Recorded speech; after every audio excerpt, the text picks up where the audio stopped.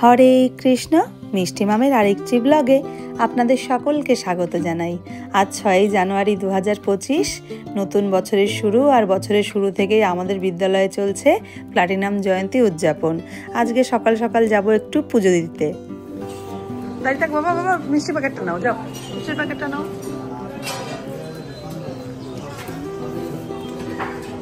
চলো চলো চলো চলো চলো চলো চলো চলো চলো, এগো স্মার্টলি। কি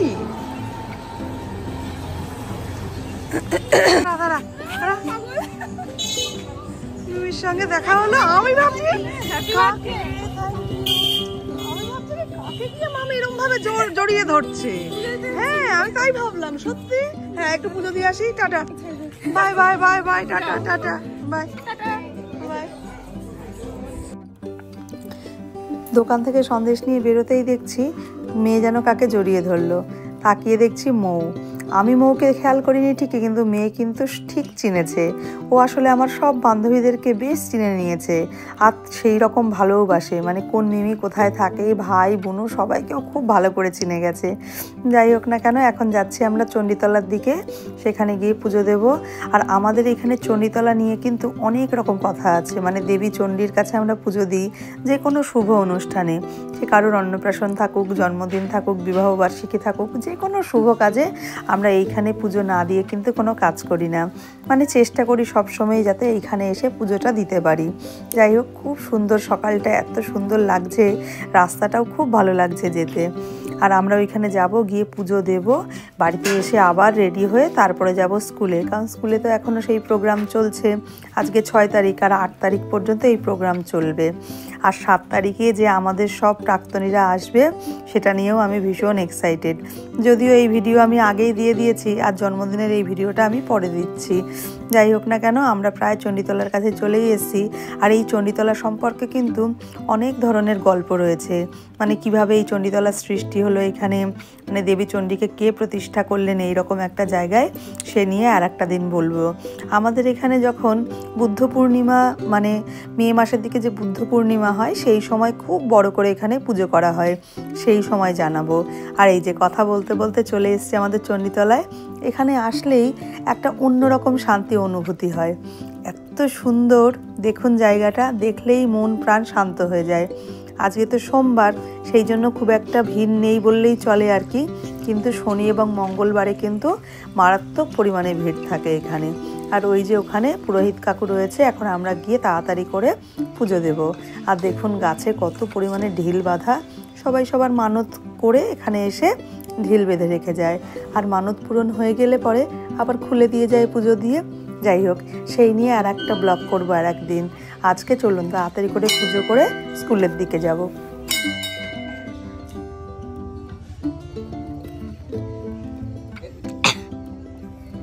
খাওয়া দিচ্ছে, এটা দেখো একদিকে না যাবে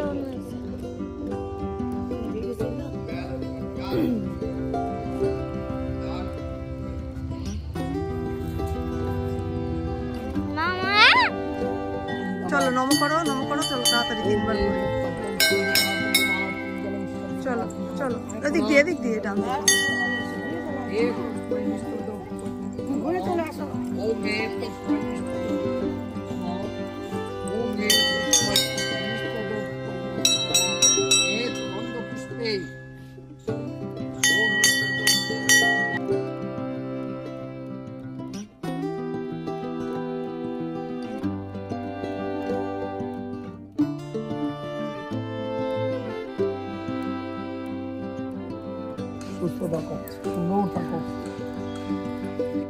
খুব সুন্দর কাটলো জন্মদিনের সকালটা। পুজো দিয়ে এসে বাড়িতে এসে রেডি হয়ে নিয়ে চলে এসেছি স্কুলে। আর এসে ঢুকতেই দেখছি আমাদের সব দিদিরা একদম ফটো সেশন চালাচ্ছে। আমি ভাবলাম আমি বা বাদ যাই কেন, এই সুযোগ তো ছাড়া যাবে না। সকলের সঙ্গে ছবি নিলামও, তার সঙ্গে নিজের সঙ্গেও ছবি তুললাম।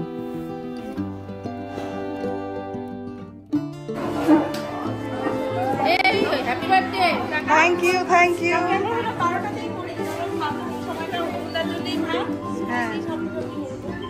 তানিয়া ঘুমাতে ঘুমাতে ফোন করেছে, বুঝলি? প্রসাদ সম্পাদি, হ্যাঁ বাবা মনে আছে, তুমি তো আমাকে বলেই রেখেছিলে যে আজকে আমি হাঁটবো।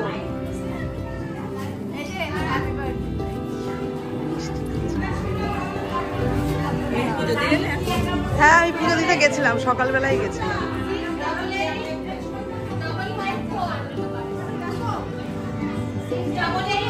এখানেই থাকবে না, সবার সামনে নিয়ে যাবো, তুলে নেবে।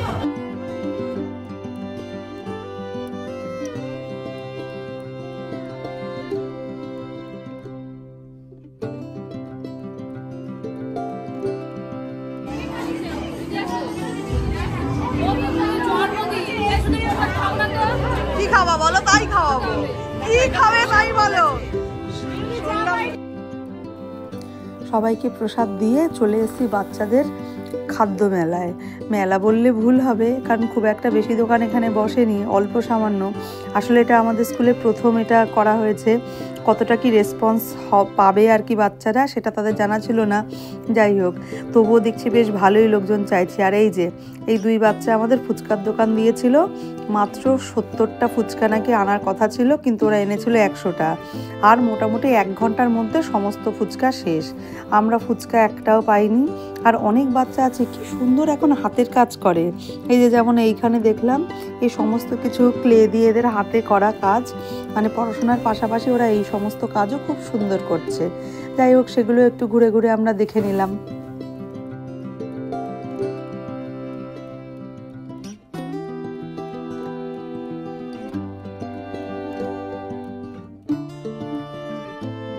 সব কটা স্টল ঘুরে ঘুরে আমার দেখা হয়ে গেছে। এখন চলে এসেছি আমাদের এই স্টেজের পেছনের দিকে। আর এখানে এসে দেখছি সব পুচকেগুলো কি মিষ্টি লাগছে আজকে ওদেরকে।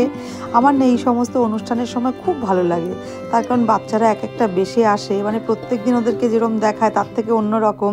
আর এই যে দেখুন মিষ্টি, এরা সেই কন্যাশ্রী বলে একটা নাটক আমাদের মানুষীদি লিখেছে, সেই নাটকের ওপরে ওরা কাজ করছে।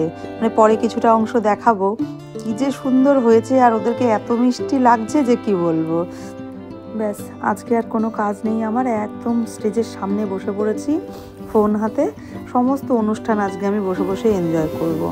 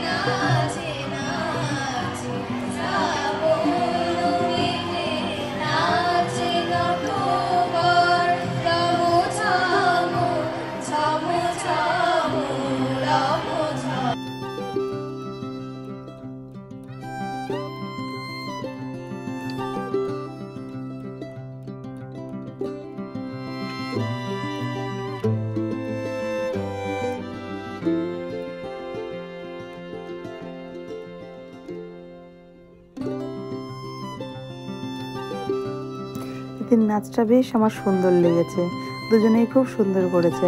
আর এই যে একটা মেয়ে, এর সম্পর্কে আমি একটু পরে বলছি, মানে ওর নাম কমলিকা, ও কি করেছে কাল রাত থেকে আমি সেটাই বলছি। দারুণ লাগছে রে তোদেরকে। কমলিকা সম্পর্কে বলি, যখন ও ক্লাস 8-এ পড়তো আমি ওদের ক্লাস টিচার ছিলাম। খুব একটা বেশি কথা বলে না, খুব শান্ত, কিন্তু ও যে এরকমভাবে চুপি চুপি আমাকে নিজের মনে এতটা জায়গা দিয়েছে এটা আমি কখনো ভাবিনি। যাই হোক, প্রচুর বার মানে আর কেউ আমাকে যেতে বলেছে ওদের বাড়িতে, কিন্তু কোনো কারণে আমার যাওয়া হয়ে ওঠেনি এখনো পর্যন্ত। কিন্তু ও এবার মাধ্যমিক দেবে, কাল রাত 12টা থেকে শুরু করেছে আমাকে মেসেজ করা, তারপরে ফোন করা, উইশ করা বারে বারে, এবং আমি কখন স্কুলে আসবো সেটা জানা। কি সুন্দর কার্ড দুটো করেছে, মানে আমার জন্য নিজে হাতে করে নিয়ে এসছে। মানে এই রকম ভালোবাসা বোধহয় এই প্রফেশনে থেকেই পাওয়া যায়। মানে এর মধ্যে কোনো ছল নেই, কিচ্ছু নেই, মানে একেবারে সেই নিরেট ভালোবাসা যাকে বলে। যাই হোক না কেন, আজকের দিনে সত্যিই আমার সেরা উপহার ও আমাকে দিয়েছে। বাবা দজ্জাল বাবা, বুঝতে পারছেন না? না মিষ্টি বাবা, মিষ্টি বাবা। তুই দজ্জাল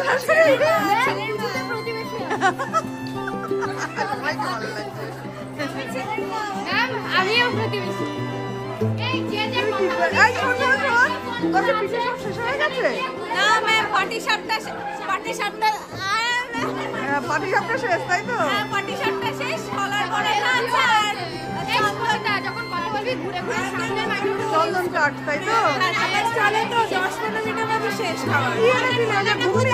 এটা অন্যায় করলি, আমার জন্য রাখতে হতো না তোর এক প্লেট? খুব অন্যায় করলি। বলছিস আগে থেকে এই যে শেষ হয়ে গেছে আর নেই, এক প্লেট রাখতি।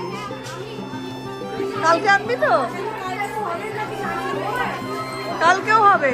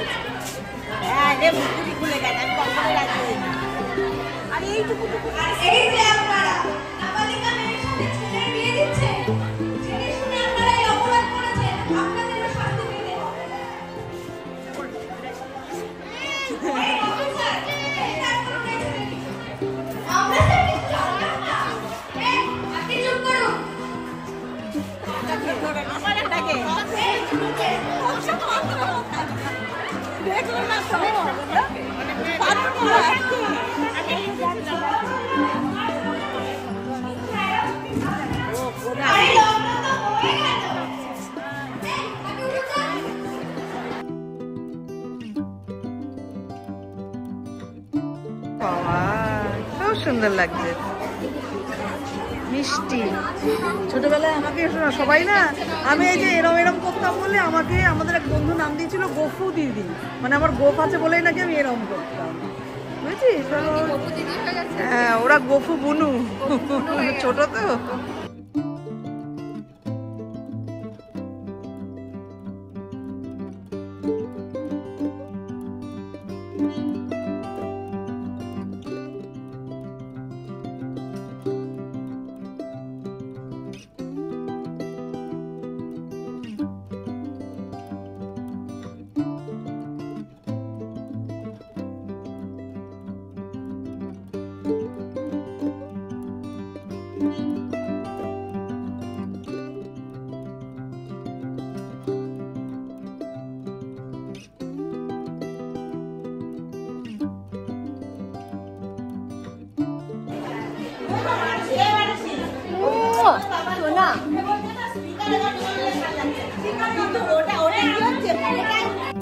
ব্যাস, আজকের মতন প্রোগ্রামের আমাদের এখানেই ইতি। আমরা সবাই এখন গুটিয়ে টুটিয়ে তল্পি তল্পা নিয়ে সব বাড়ি যাচ্ছি।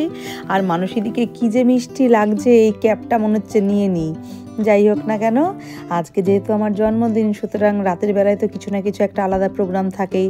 যদিও খুব একটা এখন আমার এই সমস্ত কিছু করতে ভালো লাগে না, কিন্তু মেয়ে, মা, তার সঙ্গে দিদি, জামাইবাবু সবাই তো থাকে। সবাইয়েরই একটা আশা থাকে যে একটু ওটা কোথাও না কোথাও একটু সেলিব্রেট করব। তাই জন্য আমি, মা আর মেয়ে তিনজন মিলেই যাচ্ছি সোজা দিদিদের বাড়ির ওখানে একটা রেস্টুরেন্টে। আর ওই যে দিদি, বাবু আর জিজু, ওরা তিনজন মিলে অপেক্ষা করছে। চলুন আমরা যে রেস্টুরেন্টে যাচ্ছি সেখানে নিয়ে যাই।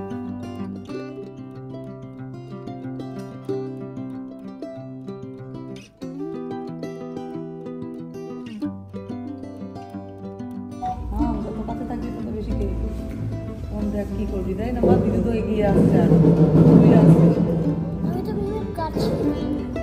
আমি আরো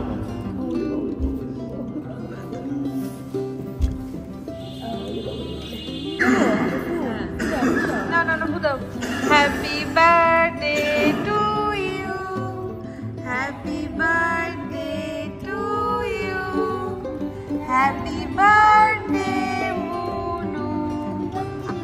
হ্যাপি বার্থডে বেবি, তুই বল হ্যাপি বার্থডে মা।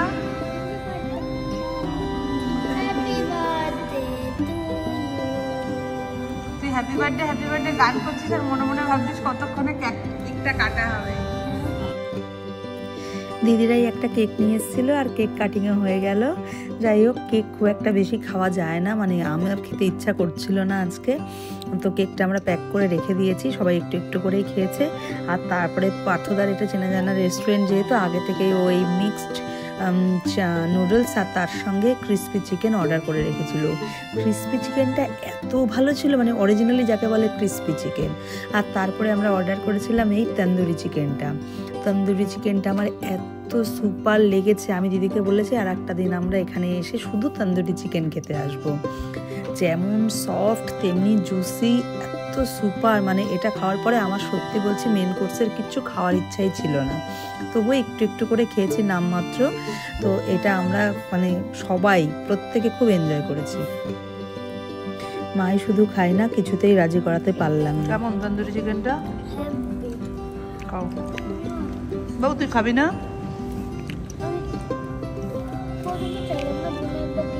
আমি দেবো।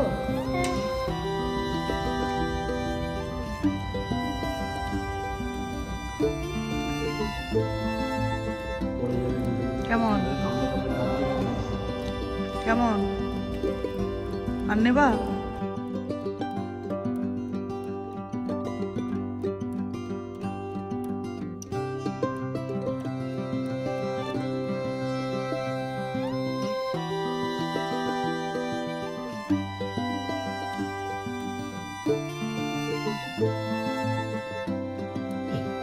স্টার্টারে আমরা যা যা অর্ডার করেছিলাম প্রত্যেকটাই খুব সুন্দর ছিল। আর মেন কোর্সে করেছিলাম আমরা একটা গ্রিন স্যালাড, তার সঙ্গে ছিল বাটার নান আর মিক্সড ফ্রাইড রাইস, আর তার সঙ্গে চিকেন কষা। যাই হোক, বাচ্চারাও ভালো খেয়েছে, প্রত্যেকে ভালো খেয়েছে। মাও দেখলাম, মানে মা সাধারণত এইসব রেস্টুরেন্টে খেতে চায় না, কিন্তু মাও দেখলাম যথেষ্ট ভালো খেয়েছে। আর তার মধ্যে ফোন করেছে আমার দাদা মা। আজকে আমরা আর খেতে পারিনি, বুঝলি, আমরা এত মেনু অর্ডার করে ফেলেছি যে খেয়ে উঠতে পারিনি। উতাসে বুঝলি, আনন্দে। হ্যাঁ, কাল সকালে ট্রেন ধরে চলে আসবি। কেন, তোকে গরম গরম খাওয়াবো।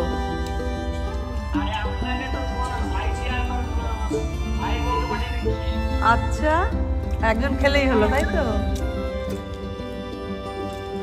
ঠিক আছে, বাই বাই। খুব খাওয়া দাওয়া হয়ে গেছে। আমার দিনটা একেবারে কি প্রত্যেক দিনে যে ডেলি ডায়েট সেটা নাকি ব্যাড বেজে গেছে। তবে শোন, এখানে যে তন্দুরি চিকেনটা খাওয়াই যায়।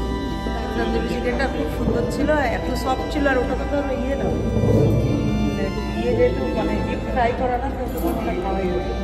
আমরা একদিন আর একদিন খেতে আসবো।